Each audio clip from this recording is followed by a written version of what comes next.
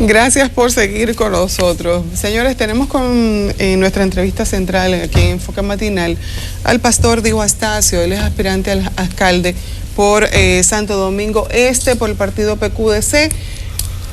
Buenos días primero, gracias por estar aquí. Y yo creo que es una pregunta obligada. Muchas veces la gente no involucra la religión y la política en este sentido de presentación de candidatura. ¿Qué lleva a un pastor a involucrarse en la política y a presentarse como una propuesta en esta contienda electoral? Buenos días, primero que todo, gracias por esta invitación y por darme la oportunidad de estar con ustedes. Vivo en la zona oriental, así que tuve que madrugar para estar temprano aquí. El tránsito pesado. Si no me había tomado el tapón que dice doña Altagracia. Eso no tiene ejemplo. No tiene ejemplo cruzar la ciudad. Bueno, lo primero es que yo soy pastor de profesión, soy pastor por llamado, pero también soy abogado y soy administrador de empresa y mercadólogo. Entonces, muchas veces las personas creen que se confunde la iglesia o la religión con la política. Nosotros somos igual seres humanos, con derechos y con deberes, y que también podemos escoger otra línea de la vida. Así que, aunque soy pastor, yo pedí una licencia como pastor para ejercer el derecho a la política y me fue concedida y le estoy ejerciendo de tal forma. La provincia de Santo Domingo, la parte este de la ciudad capital, estuvo en manos del PRD en una ocasión con el señor Domingo Batista. Después se pasaron 2 periodos en el señor fallecido Juan de los Santos. O sea, personas que vivían de aquel lado, pero los resultados al final de cuentas aparentaron ser la nada.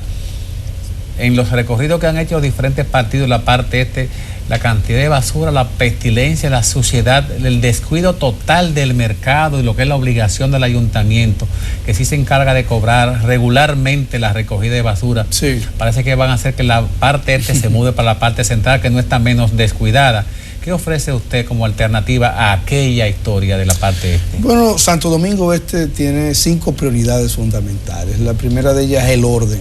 Y la recogida de basura es parte del desorden. Cuando usted no sabe a qué hora recogen la basura, a qué hora pasa el camión. Un camión ahora mismo, parte de esos tapones, que hay camiones a las 8 de la mañana recogiendo basura en una avenida central. Entonces, eso crea un caos. Si usted no sabe a qué hora se recoge la basura, usted va a tirar mucha basura a la calle porque usted no tiene esperanza de que la recojan, así que la recogerán cuando ellos quieran. Tenemos un problema de desorden en el tránsito, desorden en el transporte, desorden en las calles, desorden hasta en las escuelas, tenemos desorden generalizado. ¿Cuáles son esas 5 prioridades que usted ha identificado? Normalmente el orden, la primera de ellas es el orden. Tenemos un plan que se llama así, OSEAS, que tiene que ver con orden, salud, educación, apoyo y seguridad. Cuando hablamos del desorden es todo lo que les referí. Cuando hablamos de la salud, normalmente se cree que un síndico no debe involucrarse en la salud. Nunca se involucran en la salud, porque vivimos en un país muy presidencialista, donde los síndicos pasan a ser, recuerda aquel tema de los virreyes, de los marqueses, de los condes. Entonces, como alguien que manda el presidente a un lugar a ser un muchacho demandado, un secretario del presidente, pero el síndico es el funcionario que elige el pueblo para que precisamente dé seguimiento a un presupuesto y ejecute una serie de condiciones y de promesas que hacen los presidentes. Santo Domingo Este solo tiene 3 hospitales. El Darío Contreras tiene la maternidad de los Minas y tiene el hospital del Almirante, ¿ok? Que teniendo una población de 1.200.000 habitantes, no tiene un hospital general. No hay un hospital general donde las personas sirven. Entonces un síndico debe gestionar que eso se dé. Un síndico debe promover la creación de clínicas urbanas que podamos tener. Allá se hace un parque que cuesta 60 millones de pesos y acomodar una clínica urbana te cuesta 5 millones de pesos. Pero el síndico consiguió. Cuando usted dice una clínica, es un centro de atención primaria. Un centro de atención primaria, una UNE.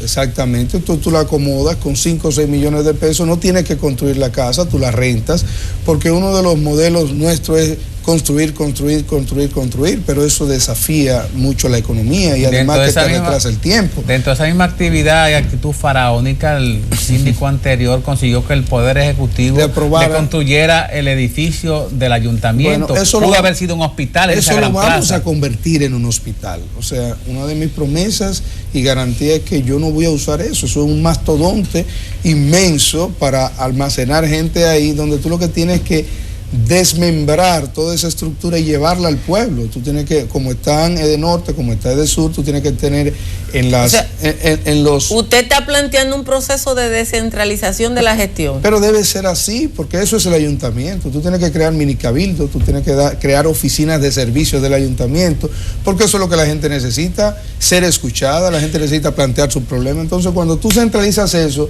y hay una fila que le da la vuelta a la manzana para ver un solo síndico, no hay eficiencia.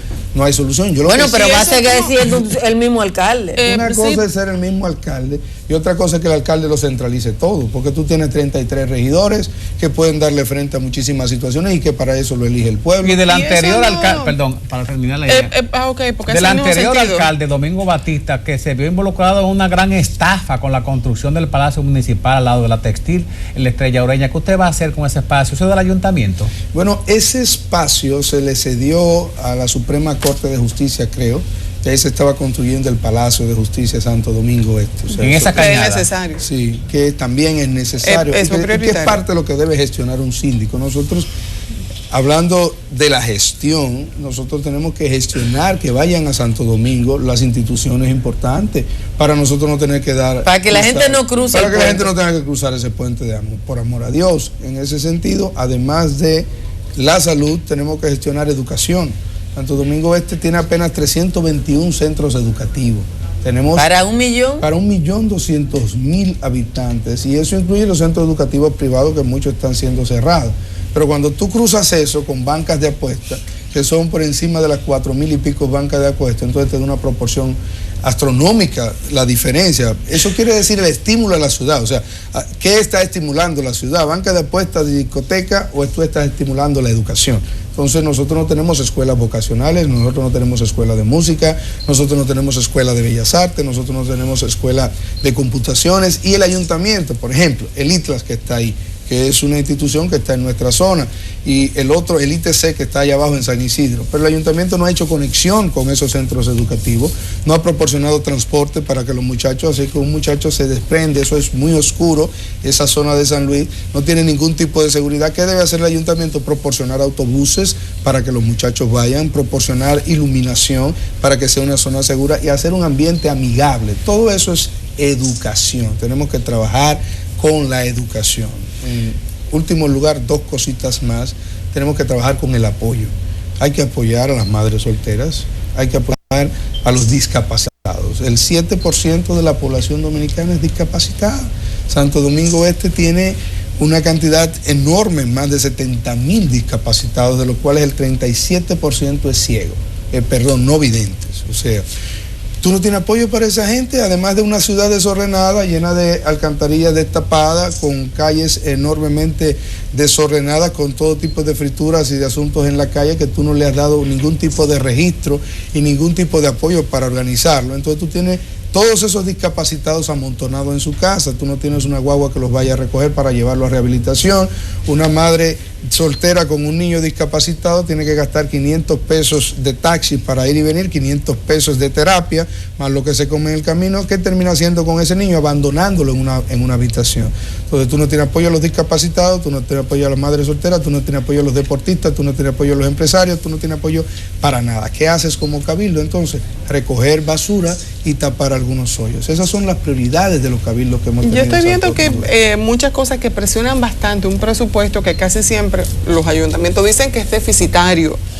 Con el presupuesto que recibe el ayuntamiento, ¿se puede hacer todo eso? Más que eso, Santo Domingo Este tiene un presupuesto de 2.465 millones de pesos, consume el 31% de su presupuesto en una recogida de basura, en una famosa recogida de basura que son 800 millones de pesos al año. La basura tú la reciclas, la basura tú pagas $31 para recogerla, pero cuando tú la descompones en reciclaje te devuelven por esa misma basura $231. Fíjate la diferencia. Entonces, ¿cuál es el negocio que nosotros estamos haciendo de pagar $31 para recoger una basura cuando si tú la reciclas tú recibes $231? Entonces, porque siempre ha sido el negocio de los cabildos. Eso hay que decirlo y yo tengo que decirlo públicamente.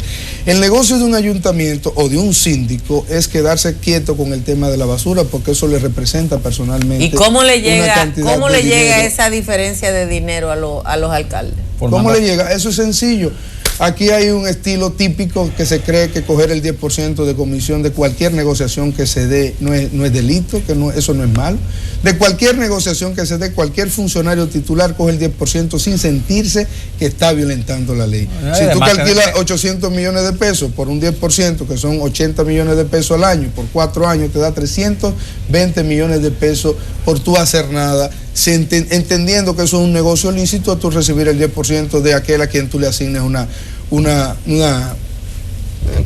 contrata de una recogida de basura. Y tener testaferros que forman parte de la compañía de recogida de basura, que es un rumor público, todo el mundo sabe quiénes son. Sin decir eso, o sea, solo con ese 10%, por dejar las cosas como están, entonces a nadie le conviene eficientizar ese proceso, porque la basura, mientras más tú recoges, más tú gastas recogiendo.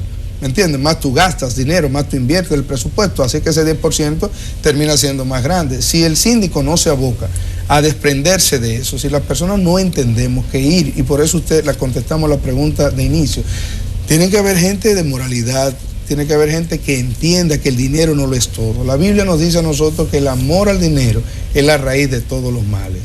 Si usted se aferra al dinero, el político que se aferra al dinero no podrá ser objetivo. Por eso nuestros grandes políticos, malos o buenos, cuando tú ves un Balaguer, cuando tú ves un Bosch, cuando tú ves un Peña Gómez, fueron personas que no se aferraron al dinero, que nunca tú le conociste empresas offshore, que nunca tú le conociste ningún tipo de empresas particulares. Cuando tú ves un Mandela, cuando tú ves un Martin Luther King, la política debe desprenderse, y en este país la política cada día se hace más empresarial.